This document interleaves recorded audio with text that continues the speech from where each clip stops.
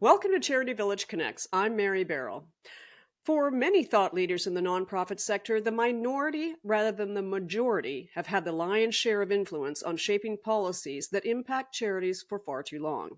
Although the vast majority of charities in Canada are small, a minority of larger, well funded organizations have dominated public discourse, influenced government policy, and regulation of the sector.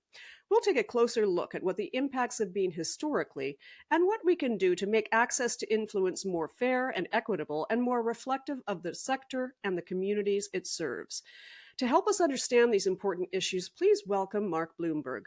Mark is a partner at the law firm Blumberg's Professional Corporation in Toronto and works almost exclusively advising nonprofits and registered charities on their work in Canada and abroad. Welcome, Mark. Thank you for joining us again. Thank you, Mary, for inviting me to come. Well, we're really so pleased to be speaking to you today, especially during these very challenging times, about the equity of representation among charities and nonprofits in Canada. As we know, there are approximately 80,000 active charities in Canada, and the vast majority of them are small.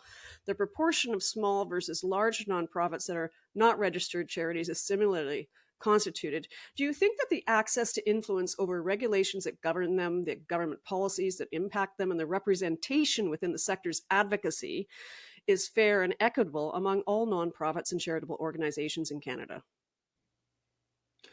I guess I would start off by saying our society is not fair and equitable to begin with. So I wouldn't assume that the charitable sector is fair and equitable just to start with. But no, I would say it's extremely unfair and inequitable. And what we can, at most, in my humble opinion, try to do is have it be more fair and equitable. So not ever going to be that a billionaire and an average charity worker are going to have the same voice. It's probably not going to be the case. But one can definitely do a better job than we're doing right now, where you have a very small number of people basically representing the charity sector, and in many cases highly influenced by a very small number of actors who have a lot of resources, a lot of power, a lot of connections, and that sort of thing, which is very unfortunate because charities affect so many people and their lives. And then when things are done that reflect just certain narrow interests, that is not good for society. So, what's the reason for the inequity? Is it the historical roots of the charitable sector, the fact that charities are regulated by the Income Tax Act that kind of isolates them, or is it because the sector has no home in government? What are your thoughts about why this has happened in Canada and in a fairly dramatic way? Well, I would say that it's true that we have a historic system that exists. I don't think that really the Income Tax Act per se is the central issue. It's a mechanism which provides some generous tax incentives to individuals who donate, and it imposes certain, shall we say, requirements on charities. Many of the issues also apply to nonprofits when you talk about resources and lack of equity and lack of voice and all that. So I don't think we can blame it on the Income Tax Act. It is what it is, and we want to try and obviously make it better. But just like in our society, we have 0.1% controlling a lot. So in the charity sector, you have something like that as well.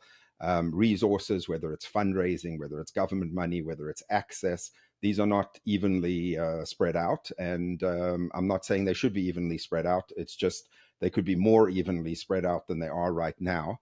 And in part, it's also that I think that many charities are in little bubbles of people, sometimes who agree with them. They think, therefore, that this is, the broader community, and it's often not the case. And they get very poor advice.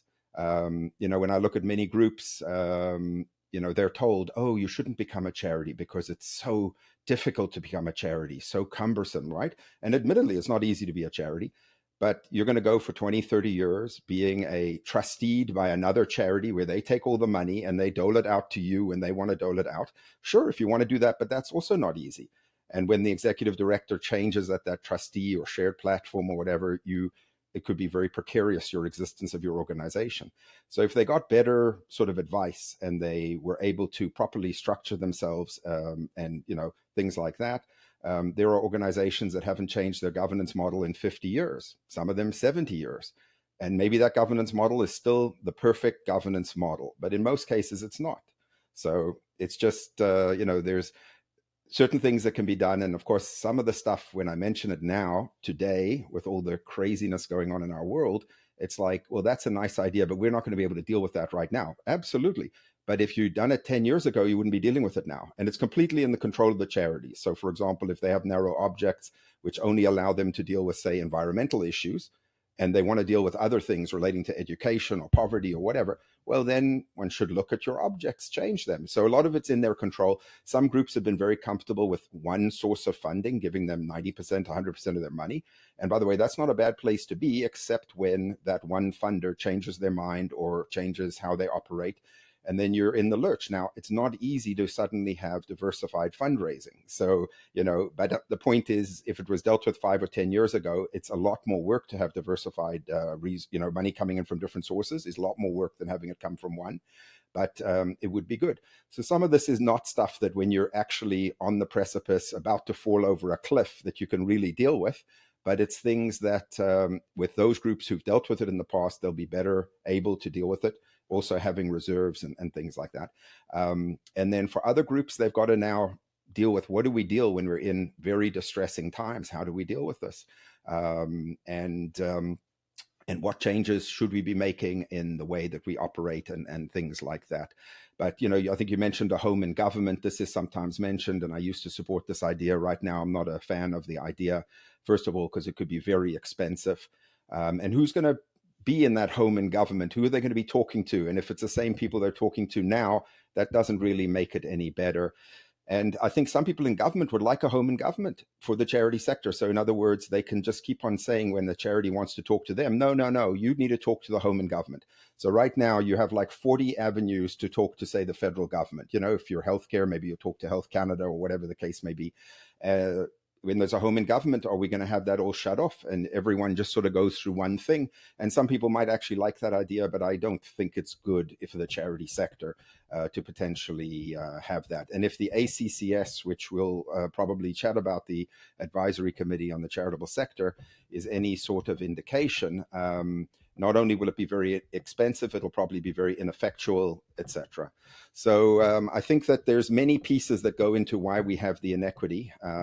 And there are definitely some things that can be done to improve the situation, have more fair resource allocation, things like that, if people want to do it. So let's look at the, I think what you're saying is, to a certain extent, home and government would create a silo. And it depends on who might be within the that role as the leader of that ministry is really the question. And you could actually create almost a way for other ministers of other sectors of the government to actually avoid addressing the questions and the kind of outreach that might normally be part of what they're doing now, social services or any number of different kinds of ministries that could be a touch point for the not-for-profit sector. Is that what you're saying? Yeah, basically, we don't know where it's going to go, but I do know that I've seen other countries like the UK and Australia, they've done certain things. So for example, some people say, well, and this is a slightly different proposal, but, to have a charity commission. And in Australia, they had a leader of the charity commission, the chair, who was very regressive and not friendly to the charity sector. They've had this in the UK as well at times. So these are nice theoretical ideas, but then it comes down to one person has a lot of power over the charity sector, and they get appointed usually by the government. And if the government has antipathy to begin with the charity sector, then you're going to probably get what you're going to get. And I don't think we're going to be better off as a result. Like I said, it's a very appealing idea until you start actually looking at it actually being implemented and the cost of it and everything else. There are so many other things that can be done that are much cheaper and more likely to be effective and help groups than that. But it is an idea that is being discussed. By the way, the Canadian government, as this thing's been proposed for many years now, hasn't done anything about it. And in fact, the best I can come up with is the Canadian government's view is that HRSDC is actually sort of, if you want a home, it's your home. This is the same group that gave We Charity, like $500 million, right? So to be very frank, I don't have huge confidence.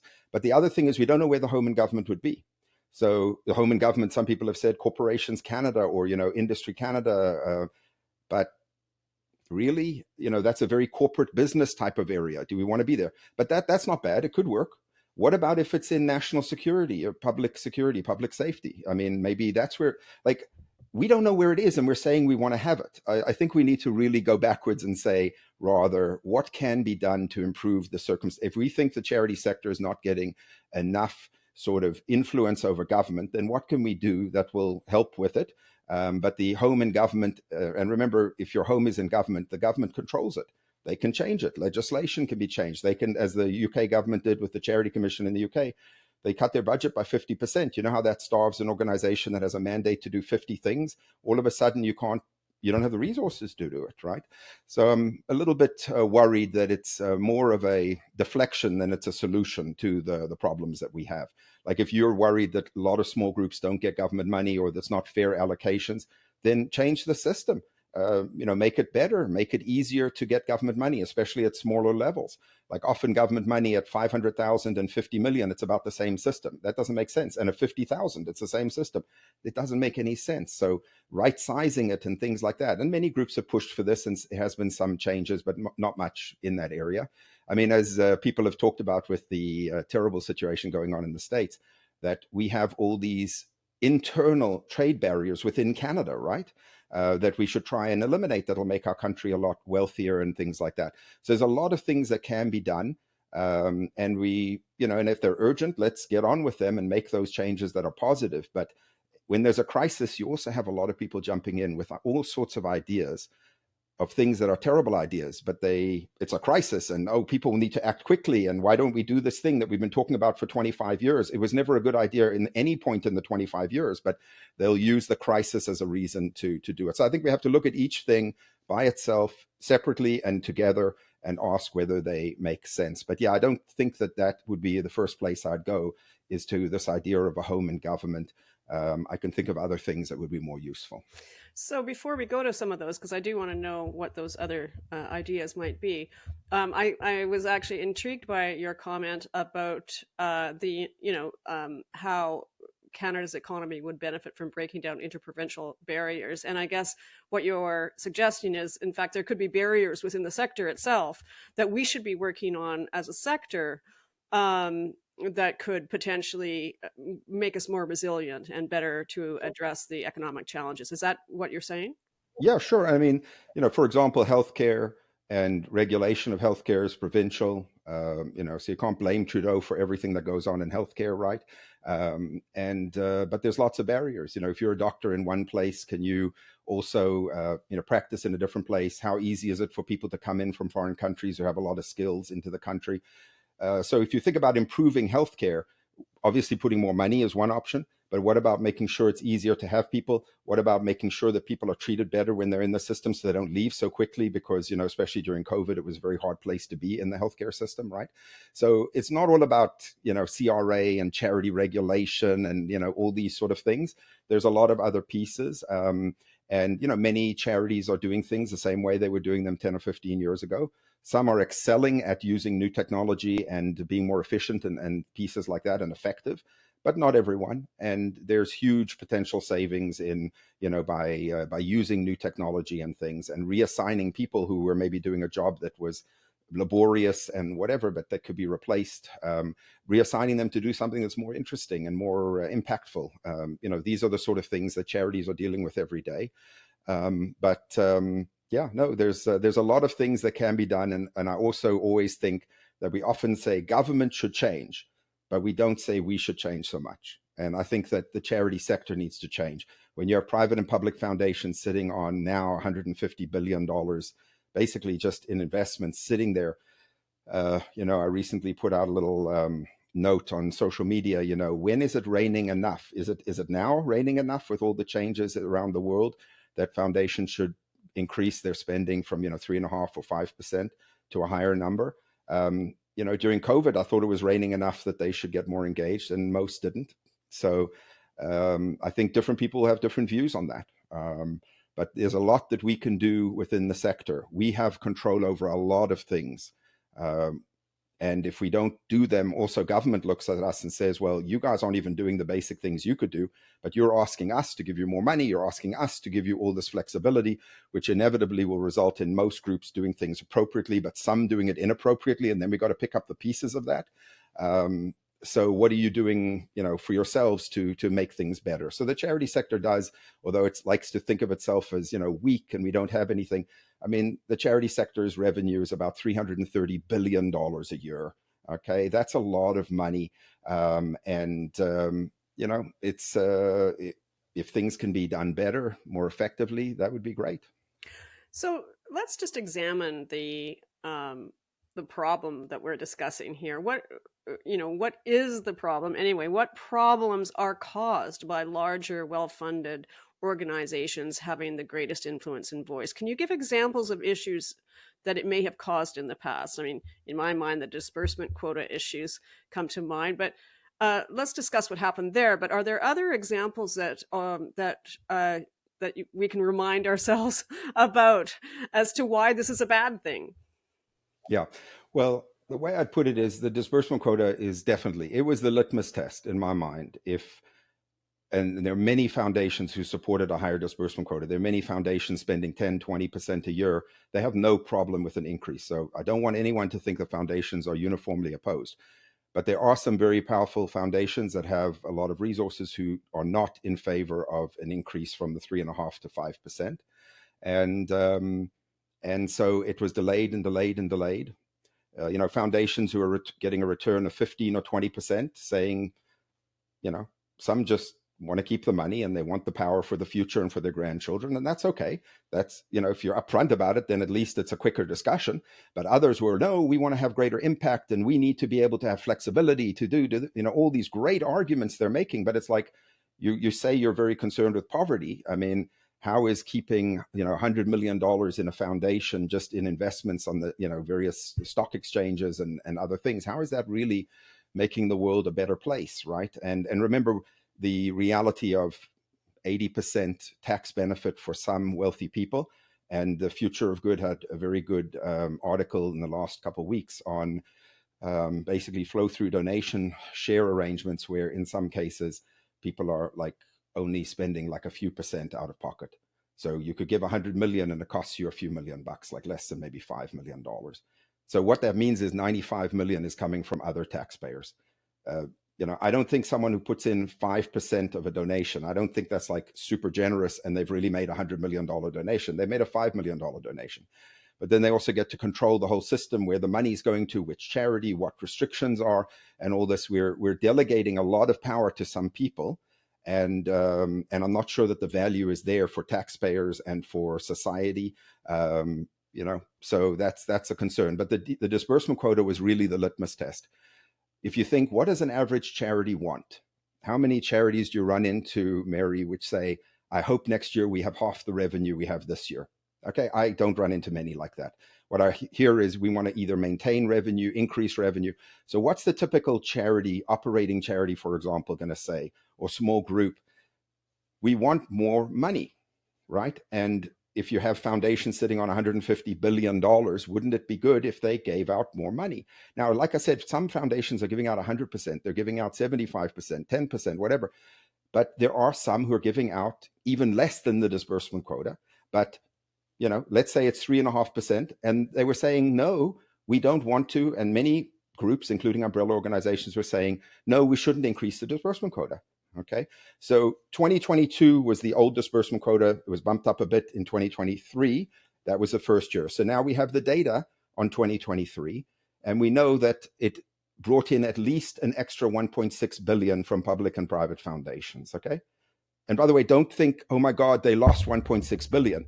No, they made a lot of money that year. So they actually brought in many times more than they gave out. And I mean, in terms of investments, in terms of revenue and things like that, right? So the private and public foundations are not doing badly. And, 3.5% is very low. But many groups said, well, there isn't evidence that it's going to increase the amount coming out. They had very sophisticated, good, well thought through arguments. But if you ask me, a lot of them don't make sense. And then we have the proof is in the pudding. Now we have an extra $1.6 billion. So you've got some groups, including the ACCS, saying, well, we don't think unless you do 14 different things, plus this, it's going to make any difference. And of course, the government didn't in the end do that. They just made the one change relating to, the disbursement quota, and it's an extra 1.6 billion. That's a lot of money coming into the sector. Now, does that solve all issues of equity? No, definitely not. But it's at least 1.6 billion more coming in than was the year before. And maybe, as some have said, it should be a much higher number, like 10%. Like, why are we storing all this money? They get all the tax benefits up front, but the money might only come out over 200-300 years, 500 years, 10 billion years, whatever. And in many cases, you have a stock market crash, you have mistakes made, things, the money actually never comes out, it just gets lost.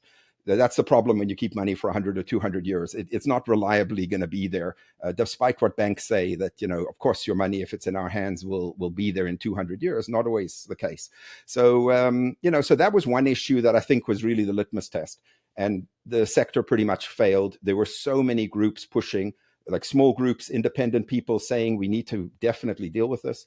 But the charity sector, most of the groups, not all, but most of them were not in favor of it. Or if they did say something in favor of it, they waited till very late in the game when it was about fait accompli to say, oh yeah, now we're in favor of it. But you were saying all the stuff about uncertainty and problems, and it could ruin the whole private foundation, public foundation sector. So unfortunately, that was not a good situation for the charity sector. But you asked about other issues. And a lot of it, I would say, it's not just that sometimes people are putting forward bad ideas, but they're trying to distract from what are the real issues. So, for example, I think it's a real issue that there's 150 billion sitting on the sidelines when there's such great need, right? That's a real issue. But if you don't want to talk about that issue, then bring up 14 other issues, okay? And that'll maybe distract people from that issue. But, the issue of dealing with non-qualified donees, we have rules, they call them direction and control. And they brought in new rules, which are not necessarily actually that different or better that much. They're probably worse than the current rules, the older rules that we had. So now you have two sets of rules. But if a group doesn't want to give to non-qualified donees, they're not going to give. Or a group doesn't even want to give to qualified donees, they're not going to give. You know what I'm saying? Like it requires a change in attitude, not a change in legislation in that case.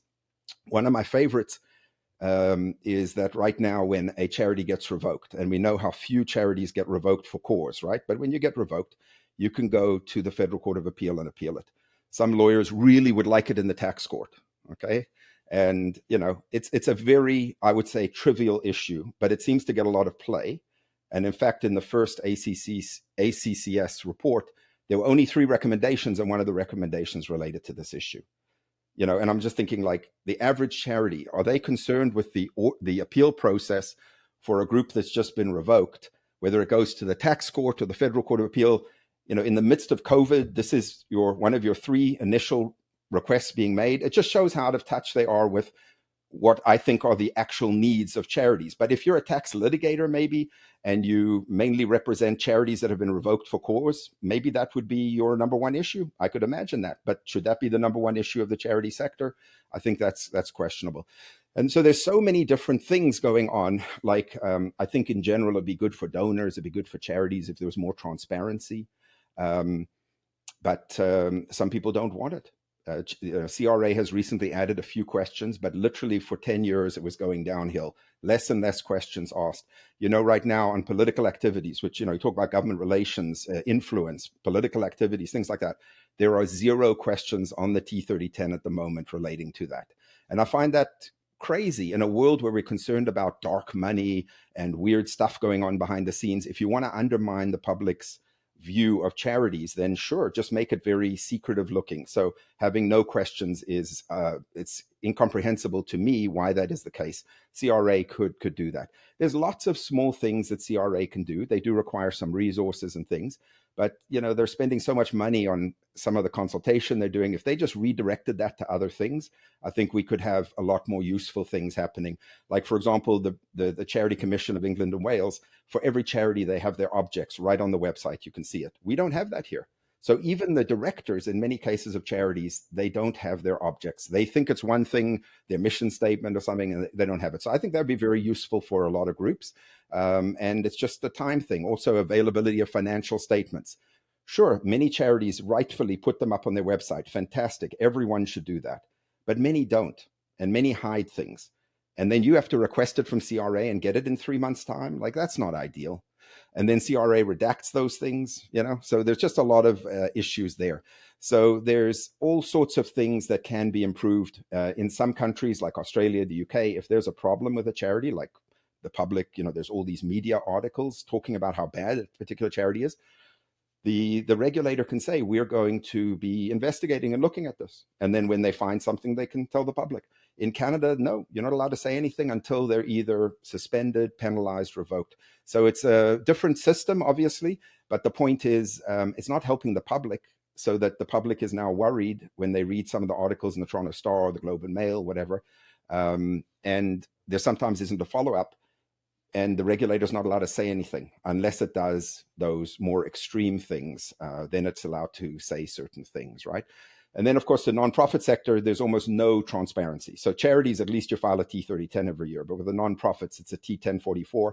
And in the last fiscal update a few months ago, they did actually say that they're going to increase the number of groups that have to file this form. Maybe they'll improve the form. But the key thing they didn't do, which is what I've been pushing for maybe like 15 years now, is they're not going to make it public. So you have nonprofits that have hundreds of millions of dollars in revenue. You don't even know they exist. And there's no way for you to find out that they have hundreds of millions of dollars of revenue. Okay. And that's very scary in my mind. So in my mind, this 2-page form that's filed should be available, or at least parts of it should be available to the public. But we'll see if that ever happens. So there's lots of things that can be done to improve the sector, make sure it's more accountable, more transparent, etc. But hey, if we're going to keep on talking about where do appeals go on revocations, and maybe we shouldn't change the DQ, and maybe, like if we want to focus on certain things, home and government, for example, then we're not going to deal with some more of those equity issues and concerns that are there, unfortunately. My question was, for those who may not be as familiar as we are about the disbursement quota and how those changes were finally implemented and how long it took to actually have them implemented, the reason why you're saying that is an example, a litmus test in the problem of having too many large, well-funded organizations having the influence as opposed to the smaller charities across Canada that are the vast majority. Can you explain that? Because people might not be aware of the story in the manner in the manner in which we're talking about it. And I'm not even sure I'd make it as large versus small. I don't know if that's the breakdown. The breakdown is those maybe who have more of a concern for the community and feel that if you're getting generous tax benefits, you should actually give money, versus others who view it as, I put this money in, it's my money, and I can do whatever I want with it type of attitude on the extreme, right? So there's different attitudes, more than big, large, because there's big foundations who are even looking at winding down and over a 5 or 10 year period, getting rid of all their money, right? So it's not a big versus small thing so much as this attitude of, am I a private organization who is free to do as I wish, versus are you really supposed to be a public benefit and you should be justifying that you're actually doing public benefit and things along those lines. But why did they have, so that's, I guess what I'm asking is, why did they have so much influence over well, the delay in Canada, and the changes? Right. So in Canada, a lot of organizations are blissfully unaware. They're working hard to deal with, homelessness or whatever they're dealing with. And they're not, and they may be even aware of what's going on in the homelessness area and politically speaking. But when it comes to bigger issues like regulations of charities and things like that, most groups are not really paying attention. They're unaware. They're hoping that the umbrella organizations will take care of things. In many cases, the umbrella organizations are somewhat captured because they need revenue. So they go to companies, for-profit companies. They go to big foundations to get money. And in the end, if you do things that are different than what those big companies or big foundations want, you probably aren't in the future going to be getting as much or any money from them and things like that. So they're in a difficult predicament in a way. But what I would say is that, when they went from the 3.5 to 5%, so that took, I've been advocating, I'm sure others have been advocating probably longer than this, but I've been advocating for 15 years. So it took 15 years just to get that 1.5% increase for bigger foundations. But it was put down around 2000, and I think it was 4 or something, long time ago. So it takes like 15 years to get the slight change of 1.5%. because groups are fighting tooth and nail to make sure that it doesn't happen. And they'll come up with 400 other things that are important that need to be dealt with, et cetera, but they don't want to deal with this issue. And in fact, just 1.5%. And by the way, many of the big foundations are earning returns of 10, 15, and even 20%. They're getting really good returns. So why is it so problematic? It really doesn't make sense to me. And I get it. Some groups, maybe there's legal reasons, like maybe they have restricted gifts, and it said in the restricted gift, you can only give out 3.5% a year. Sure. Well, now if the law changes to 5, you can go to court, and the court will actually vary it probably and say, well, you can give out 5. Okay. So it actually could be good for some groups who are stuck at 3.5, who want to give out more. But for many groups, some groups, they even say, oh, we have restricted funds, we can't do this. And then, one finds out, well, their money really isn't restricted. They're just giving it out in a way that is similar to some of the groups that are restricted, but they just don't want to give out more than that, right? So, and there's little games groups play, like some of them, they don't give money to actual operating charities. They just take money when they have to give out 3.5 or 5%, and they put it in a donor advised fund over here. And then they put the money in a donor advised fund over here. And then they put money in a donor advised fund over here. So actually, they're not giving any money to any operating charities. And then they'll deal with it that way, okay? And there's just so many tricks and other things that some of these larger organizations, or not even necessarily large, but just that have this attitude of, it's our money, please don't tell us what to do with it. We'll take the 80% or maybe even more tax benefits, but we don't want to be, we want you to treat it as if it's our own money and we can do what we want with it within some narrow restrictions, but not too many restrictions. And they're constantly trying to undermine those restrictions so that they can move foundations. Some of them want to move the money to like the Cayman Islands that they have. And, now that they've gotten the 80% benefit, it's so restrictive. Maybe Cayman Islands is a little bit better. So let's move our money offshore for the purpose of, advancing Christianity, advancing education, whatever your objects are, right? And then CRA doesn't have any real ability to follow up on that. And so the money goes abroad, and we end up having lost billions and billions of dollars potentially, or tens of billions of dollars of funds. So these are the sort of concerns. This is the sort of stuff that finance does have to occasionally think about, because we can't have like a big black hole in our tax system that just lets tens of billions of dollars go. We have too many of those, and we're going to be in big trouble as a country. We're a country really that does rely tremendously on government funding, directly and indirectly, of programs. So we need to have a tax system that will facilitate and support that, right? At least that's my take on it. But yeah, no. So we have on that the disbursement quota issue some groups that would much prefer to not be told that they need to give out more, and they have some of them, lobbyists and other people helping them, and lawyers and all sorts of different people. And so they managed to push it off for a very, very, very long time. So is it a victory that finally in 2023 it was bumped up to 5%? It's not much of a victory, but hey, it's an extra 1.6 billion in that year maybe came in. That's not bad, but it's not really a great way to do public policy. Finance should have realized a long time ago that the amounts of money that many of these private and public foundations are making, and they, by the way, they're very proud of how much they're making. They put it up on their website. They say, invest with us and give us money because we're making, I got one letter a couple of days ago, we're making 14%. I mean, many people were making 14% last year, so they think it's like, oh, this is amazing. And maybe it is to some people. But when I see how much some of these groups are making, and then they're only giving out 3.5%, and we're wondering why the amount that these groups have has gone from like 30 billion to 150 billion. So if you don't want to have the discussion now, do we want to have it when it gets to 500 billion, a trillion, 2 trillion, 10 trillion? Tell me when we're supposed to have this discussion. It's like the issue of gun violence in America. It's never the right time to have the discussion. And God forbid you raise it after there's a school shooting, you're capitalizing off dead kids, right? So it's like you can never have the discussion.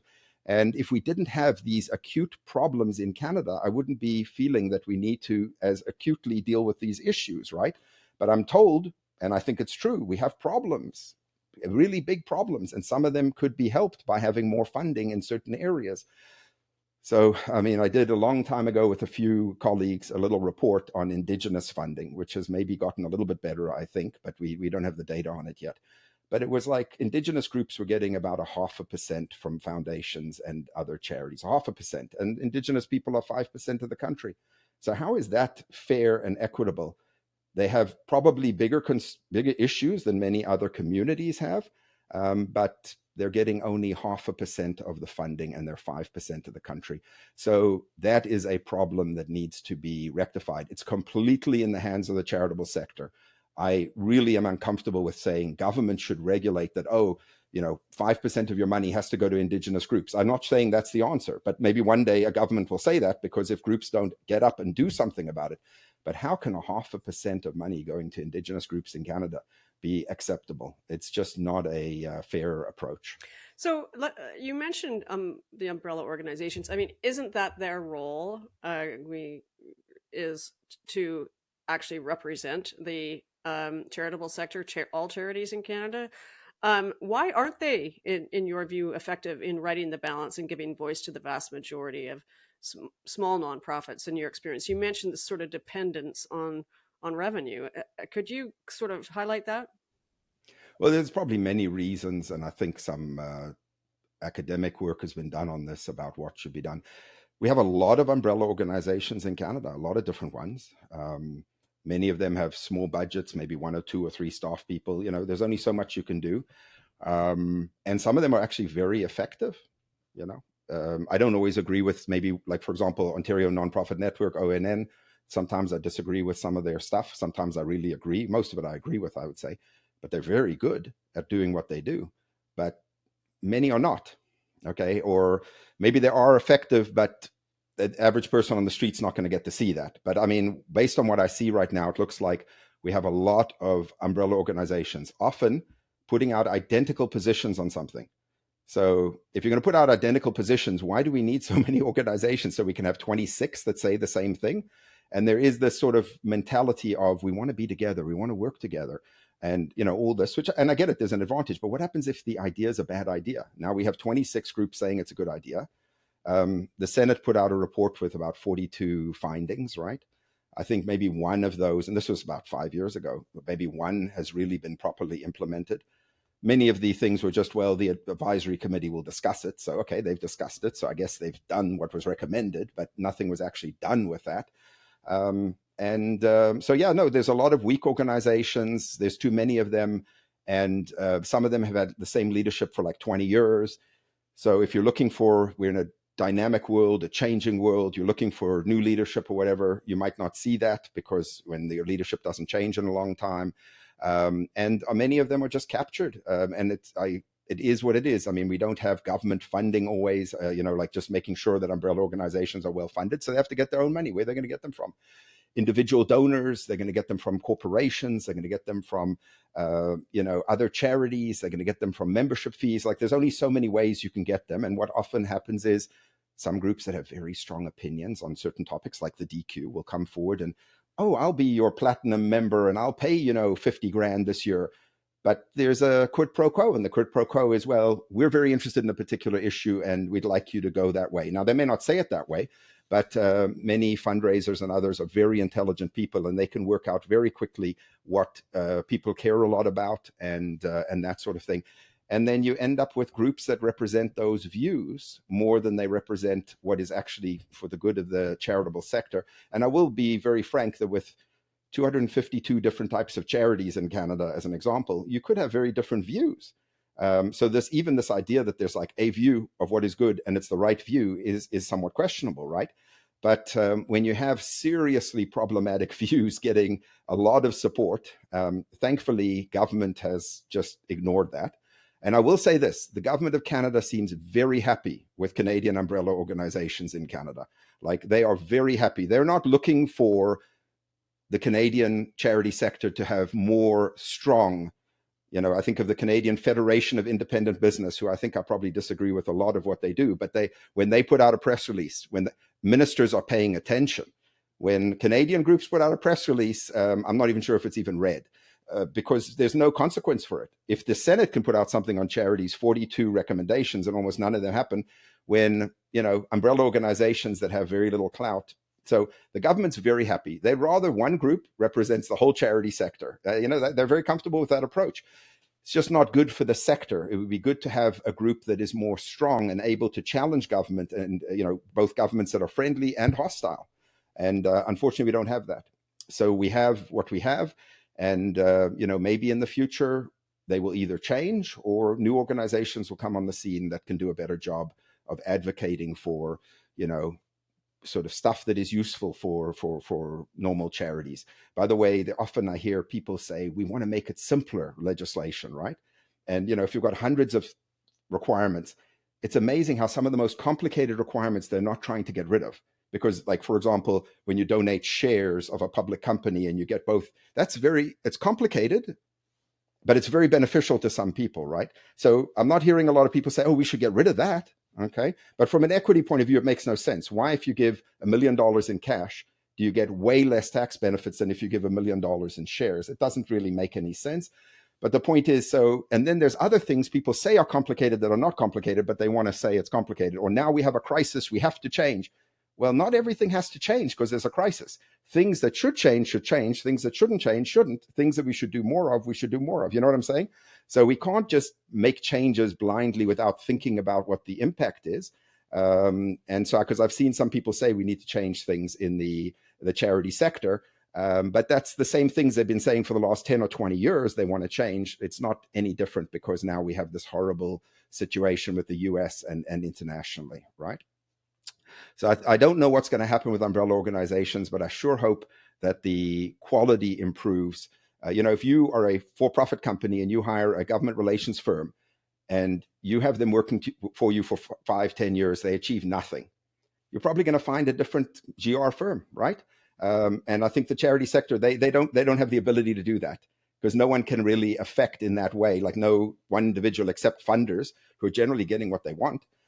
So there's it's not an easy thing to fix, unfortunately, but it is what it is. So we did mention the CRA's advisory council on the charitable sector. Now, I understand there's mandated limitations of what it can achieve, but maybe, what does it do? Is it not intended to represent the interests of the nonprofit sector as it and the charitable sector as it relates to the regulatory body and the regulations that are actually and the guidelines that actually give I guess meat on the bones of the regulations? Is it reflective of the sector, do you think? I'll start with that. Well, so when this thing was proposed, it's quite a few years ago. It was sort of like you'd have this council of 14 or 15 people, a few from government, but mainly from, quote unquote charities, but some of them are law firms, some of them are from umbrella groups that are nonprofits. Like it's a whole, some are from, like CPA Canada, or they're from the Law Society, different sort of groupings and things like that, or Canadian Bar Association, whatever. So that was what was proposed. And it struck me as, whoa, this is a lot of money. They're spending $5 million on having this consultative thing. Okay. And it's basically about dialogue and consultation. And I should start off with, I think dialogue and consultations are good things. I would say the charities director of the CRA probably does more consultations than any government department that I'm aware of in Canada. Like even during the Harper years when he shut down all of the consultations, he didn't shut down the Technical Issues Working Group, which basically is involved with consulting on more technical types of issues. And this was supposed to be a higher level thing. But here's the thing. If CRA spends a huge amount of its time on this, it doesn't have time for other things. So it's a balance. We want to have consultation, but we don't want to have it ad nauseum forever. That really makes it almost impossible for CRA to do other things that it really needs to do, because it's got certain mandatory statutory obligations. It's supposed to deal with the T3010s. It's supposed to revoke charities. It's supposed to, come up with guidances, to help people understand, et cetera, et cetera. So this is maybe somewhat helpful in some ways, but it can also be very negative. And it's, obviously 14 or 15 people, when you're trying to talk about representing this complexity of the charity sector is very difficult. But, in the beginning, the first two chairs, one was the head of one umbrella organization and the other was a former head of another umbrella organization. So you're basically getting the similar types of views as you'd get from those same umbrella organizations, which makes sense because their chairs are that, and some of the other people picked on there were like that. So it is what it is. It basically is going to essentially, although finance is involved, it really is a consultative body with the Minister of National Revenue. And now we know the Minister of National Revenue's job is to enforce the Income Tax Act, but they don't get to make major changes. So, In fact, it's really with the wrong government body to start with. And by the way, that's, I think, deliberate, because I don't think finance wants necessarily more direct people telling them what to do and then the pressure's on them. So poor CRA gets left holding the bag here. But it doesn't make sense. I mean, when you're talking about look at most of the issues they're dealing with are not things that CRA can solve. So it doesn't make sense in a way that it's an advisory committee to CRA. But fundamentally, yeah, it's been used by the government as a way to avoid responsibility. Oh, we're discussing it with the advisory committee. And then 3 years later, we still haven't gotten anything. The first report took years to come out, and it had like 3 recommendations, none of which I would say are very important recommendations in the big picture, compared to some of the things that I would think most charities are really looking for. So it's very slow and cumbersome, expensive as can be. And I think it is at the point where when you add all of the different consultations going in, it's not just one thing. It's very, it basically slows things down. And remember that just before the advisory committee was set up, the Senate was working for years on a big report that came out just after that, which, so there's a certain fatigue, groups going, and then they'll tell the Senate this, and then the Senate will put out a report and then nothing will happen with it. I once heard a CRA person at a presentation, he said, if we can take in 1 year 5 like new issues or substantive things to deal with 5, that would be like potentially overwhelming, because each one has different parts to it. And here these committees are like giving, in the case of the Senate, it's 42 recommendations, and in the case of multiple reports with multiple recommendations and sub recommendations, like the CRA could spend the next 500 years just focusing in on this and not doing their actual work that they really should be doing. Remember, they're auditing only 200 charities now a year. They were doing 800. They're doing a quarter. So if you ask me, we know there are a few charities that are doing some really bad stuff, and they're not being necessarily audited, or we don't even know if they're being audited. It would be better that they do that. So there's cost issues, there's bureaucracy, and this sort of thing. There's when you have a problem, the Muslim community is upset with the Liberal Party or whatever. Okay, so let's bring on 1 or 2 Muslim people, so that then, that solves the problem. Does it really solve the problem? It's very questionable whether it is. And then, as with if you've ever been on a committee, if you have 14 people on it, and especially since many of them are extraordinarily capable people, how do you end up in the end with decisions and everything else? It's usually some people have much stronger views and push things through, and they get it through. And on the first report, I was horrified at one of the things that was written in the first report. If I can find it, I'll try to read it to you. But I couldn't believe it. I'm thinking, how is it possible something like this was put in a report with all these smart people? But I guess there's a committee, and some people are responsible for drafting, and then people miss it, or I don't know, stuff happens. But I'm just saying, it does. If they were doing a good job and we could see results, I would say, sure, let's go on for the next 20 years. But do we want to spend another $20 million over the next 20 years on this failed experiment? It just doesn't seem to me like a great way to spend money. We could be doing capacity building for small charities and other things that could be, could be very, very helpful and that sort of thing. The quote, I'll tell you what it was. It dealt with this issue of should you have the appeal to the tax court or should you have the appeal to the Federal Court of Appeal? And they wrote something like this: in all other aspects of Canadian life, the law is fully tested, discussed, debated, and ultimately evolved to reflect the needs of society, but not as it relates to charities. Okay? Now just think about that. So the only area in Canada where we don't have it fully tested, discussed, debated, and ultimately evolved is charities. Everything else is, according to this statement. I'm thinking I've worked with like child welfare organizations. Is that so well thought through? What about refugees? What about, so many issues that we have in this country? How can they write such a thing? And if they can write such a thing, it shows me that as a group, even though you have some fantastic people there, they're completely out of touch with what's going on in this country. Like, how can we say that Indigenous law and rights and everything are fully, tested, discussed, debated, and ultimately evolved so that it reflects the needs of society? It doesn't make any sense. And this is directly, I'm reading from one of the first report. When I saw that, I didn't even know what to say. That is so, so horrible. So anyway, there's a lot of things that can be done, obviously, to do better. And that's the good news, I guess. It's not that difficult to do better than what's going on right now. But I think it may just be easier to cancel this and start over, or fundamentally re-envision what this group is going to do, because it's very expensive and not getting results in my mind. Okay, but it's not a bad thing. If ever you're asked to be on the advisory committee, you should probably say yes. You can get on the advisory committee. It's not bad. You get to go to Ottawa. You get to have lots of discussions and other things. And these are all volunteers. They're putting in their own time and everything. So that's great. But it's the cost of actually maintaining it is huge. Okay. Well, that's interesting. Yeah, that was a more holistic and stronger opinion than I was anticipating getting from you. But I guess it's helpful, really, to put things into context, especially as how you view it. But you know, I now want to give you an opportunity to talk about, well, what are some of the things you think might solve this problem of representation and fairness and equity among the voice of charities, in the important aspects of society that influence their work and the communities they serve, from policy to you know, a CRA regulation to you know, simply having a greater a greater share of influence, even in the public discourse relating to the work that they do.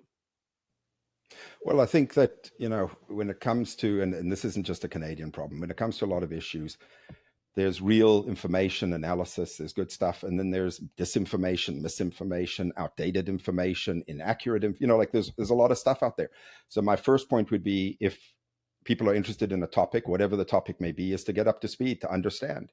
I often hear people in Canada say, oh, we're the only country in the world that has this or that and the other. And it's like, well, no, not really. There are other countries that have it. They maybe call it a different thing or whatever. There are some things we're the only country in the world to have. Like, for example, foreign universities can get registered in Canada if they have like 2 Canadian students ordinarily studying there. I think we're the only country that allows that. So I could donate to a university in South Africa that my parents went to. Even if I've never been to South Africa, if I've never been to the university, I could give them $10 million and I get the same tax benefits as if I gave to U of T. That is, no country has that. But no one wants to talk about the stuff like that, which, by the way, generally only supports largely very well-off universities like the Harvards, Stanfords, and other universities around the world, right? So they get disproportionately large amounts of benefit, and we're subsidizing big endowments at US universities. Like, it's just interesting. But what I would say is, so first they got to get aware of what's actually going on, because a lot of times what people are saying are the big issues are not the big issues that we face in this country. So if they you know, want to understand that, and then also you have to put some resources and time into stuff. You know, we started off you're mentioning, you know, we're going into an election and everything. And some people, that's the time to get political, right? And that maybe not be a bad time to be political, but there's many years between elections. What are you doing in the time between, right? Instead of, and so it's really important to make sure that one is dealing with these issues and funding them. Many big groups, big organizations are spending almost nothing on political work. So I'll give an example. Cooperation Canada used to have a sort of an informal aspirational request that their members try to spend 2% of their budgets on political activism, or whatever you want to call it, what we now call public policy dialogue and development. Okay. Why do they need to have it at 2%? The law allows you 10%, right? Well, because groups, very big groups even, were spending like 0.5%, 0.25%. Some were spending close to zero on it. You're not going to be able to, if you look at some of the more powerful groups, whether they're oil companies or whoever you think of as, you know, the powerful groups that are running the show, look at how much they spend. You know, you want results, you got to spend money.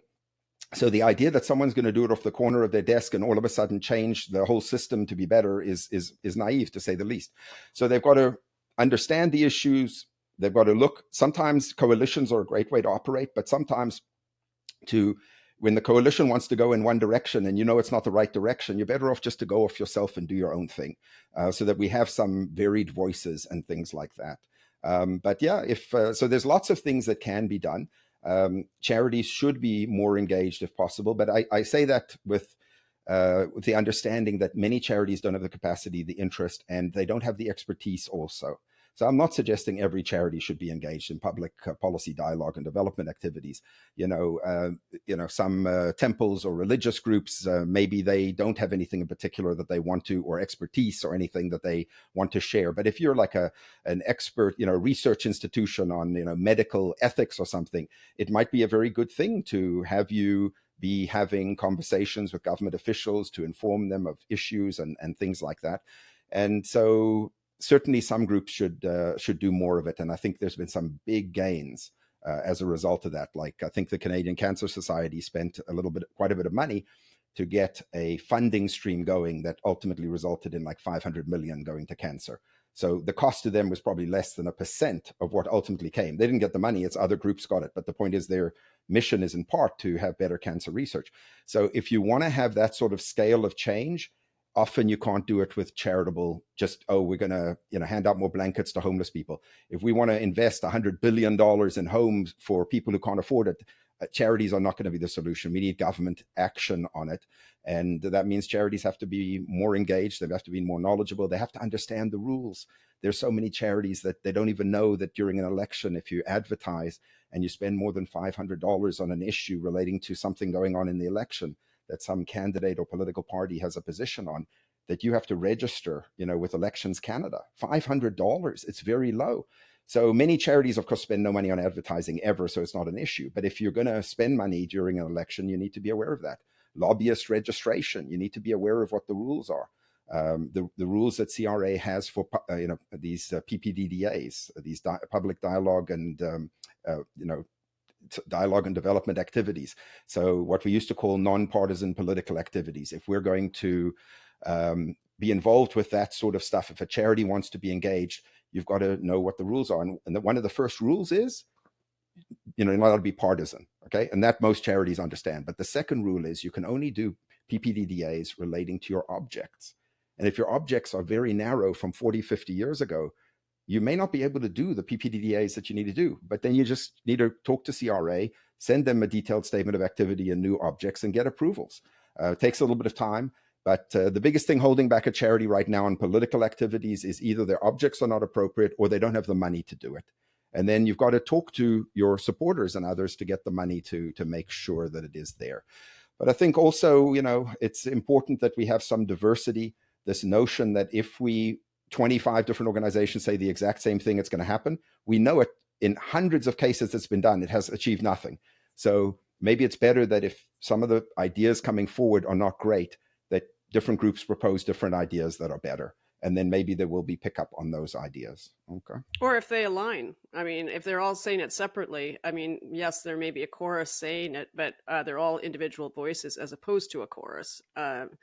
It seems like what you're implying is that if you don't have the money, you're not going to get any influence. And so it's inevitable that we'll have this sort of have and have not circumstance in the sector. And well, the point is that it's true that many charities have less than 50,000 in revenue a year, right? But you have many that have revenue in the hundreds of thousands, millions of dollars, and even ones in the hundreds of millions that aren't spending any money on political. So sometimes people don't understand. They don't understand the rules have changed. So that there's more flexibility. So they're not really understanding the circumstances and everything else. And then there's a small number who are understanding it. There are some small charities. And again, there's no questions on the T3010, so we don't really know the details, but that they're spending 100% of their money on political activities. And some of the political activities are not the best political activities, but we've allowed it. The rules allow for it. So we have what we have. I mean, I don't even want to think of how much money has been spent on the Middle East conflict in the last couple of years. One side, the other side. And I wouldn't call this a great illustration of, the debate that's happened or whatever. It's been very, very problematic. So just saying, but this is, sometimes the stuff could even be within the rules, but it's not helpful. And we maybe need to ask ourselves some questions about those rules. But I will say this, that, I mean, in some cases in the past, people, said, we have a prime minister. So, who's the prime minister's mother? Very nice person. Why don't we get her involved in our charity? It can be a very lucrative strategy for bringing a lot of money into your organization, potentially. So sometimes it doesn't take too much money to get a lot of money, but also we have to ask ourselves, what sort of approaches do we want? Do we want groups to, for example, be spending a lot of money on lobbying, but they're not actually going to tell the government that they're lobbying, like they're not actually going to register on the lobbyist registry because they didn't think they needed to and then realized, oh, you really do need to. And then they did it after the fact when it was discovered by the media. But this is not ideal. Did they not have enough money to get legal advice about when they need to register? You know what I'm saying? So a lot of the groups that are doing things in a certain way, they have the money. It's not a problem of money, really. It's a problem of, do they want to find out what the right answer is and make sure they're doing the right thing? And again, when the public is looking at charities, they don't get to see every charity. They get to see a sliver of charities. And we hope that the sliver they get to see are a lot of good charities doing great work. But sometimes it's that there are other, that we know there are a lot of charities. There are some that are doing really inappropriate things. And we hope that that is not the only coverage and the only narrative about the charity sector. But we also, as a sector, have to ask ourselves, if groups are doing really bad stuff, abuse of children or whatever the case may be, if we just allow them to keep on sitting at the table and we treat them like they're just like any other charity, then, we're making choices. And if we're comfortable with those choices, great. But, I think sometimes charities need to have higher standards. The fact that someone's been on our board for 20 years doesn't mean they should be on for the next 20 years. If someone does things wrong, you should be getting rid of them. Shouldn't be waiting for CRA to come and say this is an ineligible individual and things like that. So charities have to take a little bit of responsibility themselves. But often they don't. And when I talk to people in charities and I mention something, they say, I'm not aware of it. It's like, well, if you go on Google for 5 minutes, you'll be very aware of it. But, okay, so if you're not going to know even who's on your board, then that's your choice. But so charities have to take some more responsibility also. It's not just we can get government to make changes. That's going to solve all of our problems. We can do better job within the charity sector, and hopefully that'll actually happen. So just to wrap up, I kind of want to go back to the big picture. Perhaps we could look forward into the future. Right now we're facing unprecedented economic strife and upheaval and uncertainty in Canada economically and politically. And that's true across the globe, arising from the Trump administration's tariffs and policies. And this economic strife is going to lead inevitably to more demand on the sector for helping those that fall between the cracks.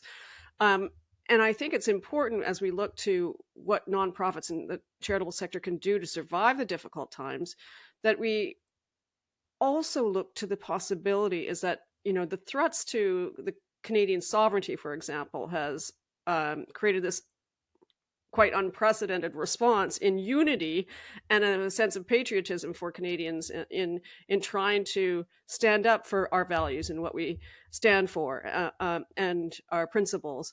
Is this an opportunity, a moment of opportunity for not-for-profits and charities in Canada in actually galvanizing unity among nonprofits in a similar way that the Canadian population has felt in these recent weeks when we're facing such challenges and insults as well as threats to our sovereignty and economic security? What are your thoughts about that? Absolutely, it can be. But, we had another event happen a few years ago, COVID, which could have been a really great time. And it did bring a lot of people together. But how it also sort of tore up the country because you had all of this misinformation, disinformation, and all sorts of stuff going around and different views on what should happen. So net, probably it didn't bring us more together. It probably tore us a bit apart, right? And there's lots of pieces that go into it. But no, I agree that it can be, and we have to respond like the charity sector. There was recently a poll done by Carlton, and I thought it was interesting. About 80% of people polled, I think, were saying something like they think that what goes on in the States is going to have an impact on their charity. 80%. I was like, I'd love to talk to the 20%. I really want to try and understand those people in the charity sector who don't think what's going on in the States is going to impact their charity. Like, what is it? Maybe a military band or something? Like, I don't understand who's not going to be affected by this when you have hundreds of thousands of people that are unemployed, when you have everything costing 25% more. Like, I'm just trying to wonder, what's going on. So, thankfully it was 80% thought that there's going to be big impacts and they need to obviously grapple with it. But I'm just saying, like, we even in that case, which I thought was a pretty simple question, a lot of people were like, I don't think it's going to affect us. So, I mean, there's lots of things charities can do. We talked about how private and public foundations have $150 billion in assets. Some of them, their assets are growing by 5, 10, 15% a year. Now might be a good time to potentially spend some more money helping people in the community and, advancing the impact that you're trying to see. Um, many both foundations and also government agencies should look at their funding processes, which often are very bureaucratic, unnecessarily difficult to comply with. Sometimes they're like one size fits all almost. You know, you're getting 20 grand or 2 million. It's basically you have to provide the same information. It makes no sense. I would love it if one day someone looked, and I don't think we can really work this out, but what is the cost of asking for money? Often the cost is greater than the actual money, not for that organization, but if 10 people ask for money and only 2 get it, you have to factor in that 8 other charities ask for money. So you have to really think through these systems. Is it a good system that's being set up here? Is it fair and equitable? Is it, there were times in the decades before more than now, but if you got money from the government, it meant you got it forever, like in the international development area. You could almost never not get it. And it was really unfair to new startups and stuff. There was no money for them, so they wouldn't get money, or other groups. So there were some issues there, but I think those things are more in the past. But there's so much more that can be done to make it better. Multi-year funding, unrestricted funding. Like if you're funding a little group doing, basically they help homeless people or something, like why does it need to be a restricted gift? Maybe there are legal reasons. In some cases it needs to, but in many cases your money is unrestricted. You can give it to them unrestricted, and if you're not happy, don't give them more money in the future. But why make it so much more cumbersome and difficult? So there's so much that funders can do to make the lives of the groups that they're funding better and easier. We talked about the advocacy stuff, that if there could be more thoughtful advocacy that is public interest based, as opposed to, well, I don't want government telling me anything, or whatever sort of attitude, I think that would be good. With so much change, you have to be careful of assumptions that we make about what the story is. And, we love to think, oh, we're all in this boat together, I hear, and things like that. No, you're not. You're sitting on $20 million and you only have to give out, 5% of that a year, or not even 3.5% of that. So you've got enough money to go for the next 100 years. Another group cannot afford to pay payroll next week. So as another person put it, it's like you're in the Mediterranean, but you're on a piece of wood that is sort of floating there because your boat has sunk. You're on top of that, whereas someone else is on a $1 billion yacht. You're both on the Mediterranean, but it's very different. So just to be aware of how things are and what people are saying and doing and things like that. And there's so many things groups can do. When a group comes to me that hasn't changed the objects in 50 or 70 years, it happens almost every day. And so it's not uncommon. I'm just like, objects are the basis of what a charity is allowed to do, their purposes. Like, think about changing them, and governance. What may have been right 20 years ago, maybe not now. Membership. Some groups have lots of members. And, one group, I said, why don't you just charge $10? Because it was free membership, right? And they went from 6,000 members to 300. But I'm convinced that half those members were dead, because the people had been, it's an accretion of like 50 years of membership, and no one's checking or anything. And that's not great. So maybe a different system is better, right? But really fit for purpose governance are, some of these organizations who haven't changed their governance in 50 years. Is it still fit for purpose, as the British would say, right? Does it need to change and things? And something that's very hard is diversifying funding streams. If you have one funder and they change the parameters or don't want to fund you anymore, you really are in trouble. But it is hard, and it takes a long time. It's not a simple short-term fix and things like that. In terms of the tremendous change that's going on, also, some of the tools, technology, AI and things, they have tremendous dangers, but they also have tremendous good things that come out of them, right? Charities should think about how this changing world can be, at least take some of the positives of the changing world, because there's so many negatives, at least that. And, scenario planning. I just think I feel so sorry for some of these US groups, completely cut off with no notice. Horrible stuff, right? And, but now that we see some of the stuff going on, to just think about what are some of the scenarios. If Canada is going to be doing more, say, in the future, there could be cuts to funding. A 10% cut in government funding in Canada, you would need 100% more fundraising just to make up 10%. 10%.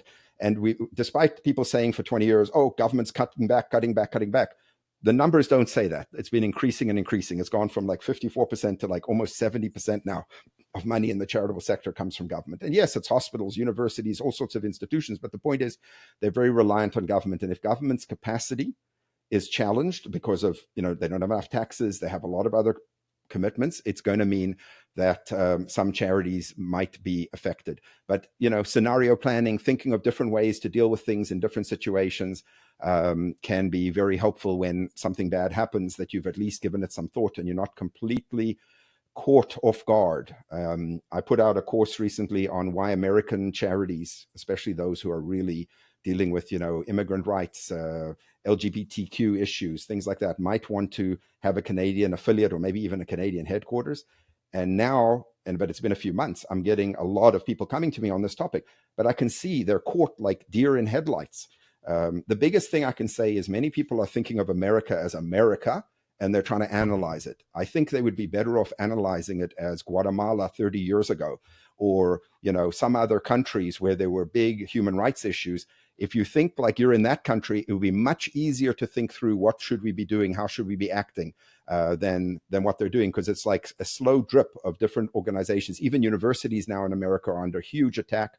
That could be a huge problem for them. Now, on the plus side, they do have funds and other things, and they could probably cut back certain things. So it's not like they're going to necessarily go under like in the short term.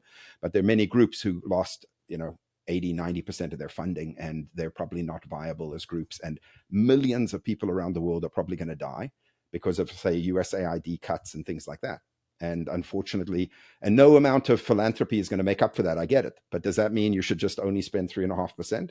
Because you can't yourself make up for that. No one can make up for that. No, you should do more if you can, and that would be better. And then, so many groups, they're having challenges. People are having, mental health issues, other things like that. So just being aware of it and trying to be accommodating, I guess, to it and things like that. Because I'm sure there's many charities that are stressed out. They have to report to a funder because it's quarterly, and then it has to be done, within the next 2 weeks or this and that. Maybe the funder can just say, if you're 2 months late in filing these reports right now, because we know there's a lot of stuff going on, it's not a problem. Or money that we gave you that was restricted will become unrestricted and things like that. So if there are things that groups can do to help out and make it easier for other groups, then I think that would be great. Be a little kinder to one another.